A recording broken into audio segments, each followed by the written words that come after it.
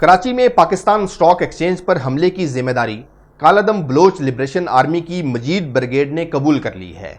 یہ مجید بریگیڈ کیا ہے، اس نے ذوالفقار علی بھٹو پر کب اور کیوں حملہ کیا، بلوچ لبریشن آرمی 20 سال تک منظر عام سے کیوں غائب رہی، اور بی ایل اے کے کمانڈر اسلم بلوچ کی علاج کے لیے بھارت جانے کی کہانی کیا ہے۔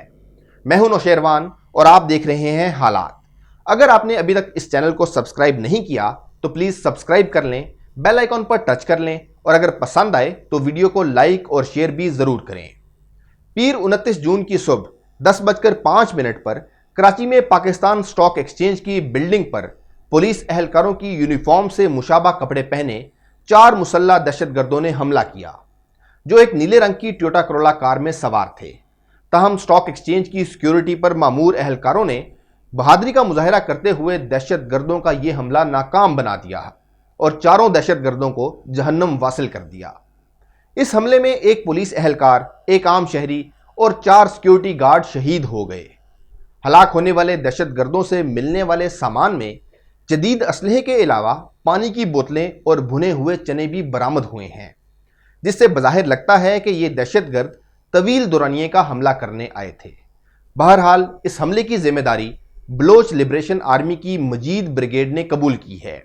یہ بریگیڈ مجید بلوچ نامی شدت پسند کے نام پر تشکیل دیا گیا ہے، جس نے 1970 کی دہائی کے آغاز میں اس وقت کے وزیراعظم ذوالفقار علی بھٹو پر دستی بم سے حملے کی کوشش کی تھی، مگر خوش قسمتی سے ذوالفقار علی بھٹو بچ گئے۔ یہ مجید بریگیڈ بلوچ لبریشن آرمی کا ایک ذیلی ونگ ہے۔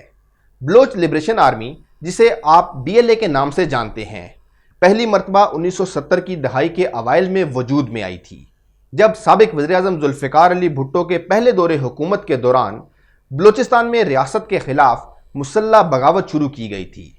اس تنظیم کو بنانے کے لیے فنڈنگ اور وسائل سابقہ سوویت یونین کی خفیہ ایجنسی کے بی جے نے فراہم کی تھی، اور کے بی جی کے 2 ایجنٹوں میشا اور ساشا نے ہی اس کا تنظیمی ڈھانچہ ترتیب دیا تھا۔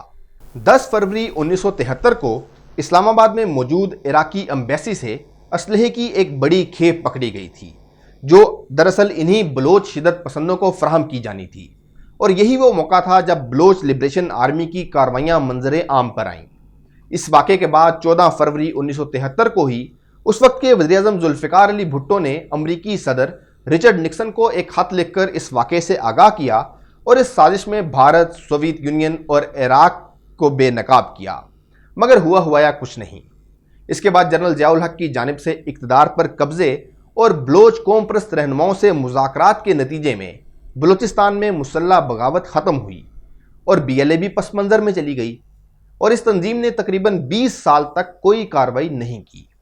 اس کے بعد سن 2000 میں سابق صدر پرویز مشرف کے دور حکومت میں بلوچستان ہائی کورٹ کے جج جسٹس نواز مری کے قتل کے الزام میں قوم پرست رہنما نواب خیر بخش مری کی گرفتاری کے بعد بلوچستان کے مختلف علاقوں میں سرکاری تنصیبات اور سیکیورٹی فورسز پر حملوں کا سلسلہ شروع ہوا، جس میں وقت کے ساتھ ساتھ اضافہ ہوا، اور ان میں سے بیشتر حملوں کی ذمہ داری بی ایل اے نے ہی قبول کی۔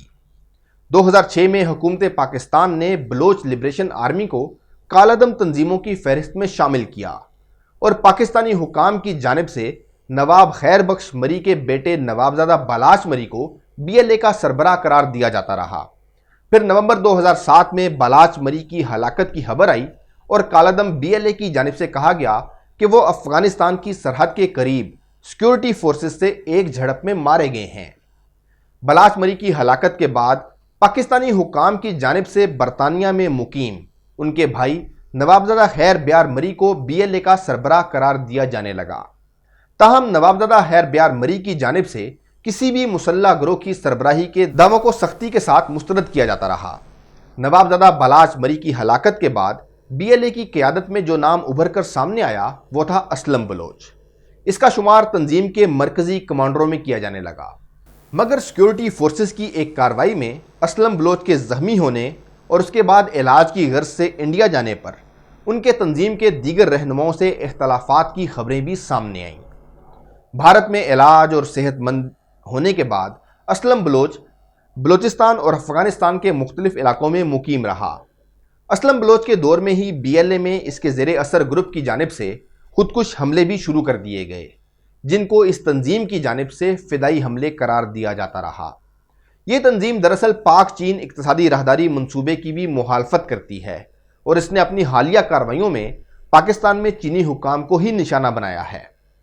بی ایل اے کی جانب سے اگست 2018 میں سب سے پہلے جس خودکش حملے کی ذمہ داری قبول کی گئی وہ خود اسلم بلوچ کے بیٹے نے ضلع چاگی کے ہیڈ کوارٹر دال بندین کے قریب کیا تھا، جس میں سینڈک منصوبے پر کام کرنے والے افراد کی بس کو نشانہ بنایا گیا تھا۔ اس بس میں چینی انجینئر بھی سوار تھے۔ اس کے بعد کالعدم بی ایل اے نے نومبر 2018 میں کراچی میں چینی قونصل خانے پر حملے کی ذمہ داری قبول کی۔ یہ حملہ دراصل 3 خودکش حملہ آوروں نے کیا تھا۔ اس حملے کے بعد ہی قندھار کے علاقے اینو مینو میں ایک مبینہ خودکش حملے میں اسلم بلوچ عرف اسلم اچھو کی ہلاکت کی خبر آئی اور اطلاعات کے مطابق اب بی ایل اے کی قیادت بشیر زیب نے سنبھال لی ہے۔ مگر قیادت کی تبدیلی کے باوجود اس تنظیم کی جانب سے خودکش اسکواڈ کی کارروائیوں کا سلسلہ جاری ہے، جو اس تنظیم کے اصل مائنڈ سیٹ کی عکاسی کرتا ہے۔ رواں سال مئی میں بلوچستان کے ضلع کیچ کے علاقوں مچ اور مند میں 2 مختلف حملوں میں 12 سیکیورٹی اہلکار شہید ہوئے تھے۔ ان دونوں حملوں کی ذمہ داری بھی اسی بلوچ لبریشن آرمی نے قبول کی تھی۔ نومبر 2017 میں بلوچ لبریشن آرمی بلوچ راجی آجوئی سنگر یا بروس نامی بلوچ شدت پسند تنظیموں کے ایک اتحاد کا حصہ بھی بنی تھی۔ اس اتحاد میں بی ایل اے کے علاوہ بلوچستان لبریشن فرنٹ اور بلوچستان ریپبلکن گارڈز نامی تنظیمیں بھی شامل ہیں، اور اس کی کارروائیوں کا مرکز بھی زیادہ تر چین پاکستان اقتصادی راہداری کے آس پاس کے علاقے ہیں۔ اس اتحاد کی جانب سے اب تک دسمبر 2018 کو تمپ میں سیکیورٹی فورسز کے قافلے پر حملے کے علاوہ 2019 فروری میں تربت اور پنجگور کے درمیان سیکیورٹی فورسز پر حملے اور اپریل میں اوماڑو کے علاقے میں کوسٹل ہائی وے پر بسوں سے اتار کر پاک بحریہ کے اہلکاروں کے قتل کے دعوے سامنے آ چکے ہیں۔ اب کلبھوشن یادیو اور اس جیسے دوسرے بھارتی جاسوسوں کی گرفتاری کے بعد یہ تو کنفرم ہو چکا ہے کہ پاکستان میں دہشت گردی کے واقعات کے پیچھے بھارت کا ہاتھ ہے۔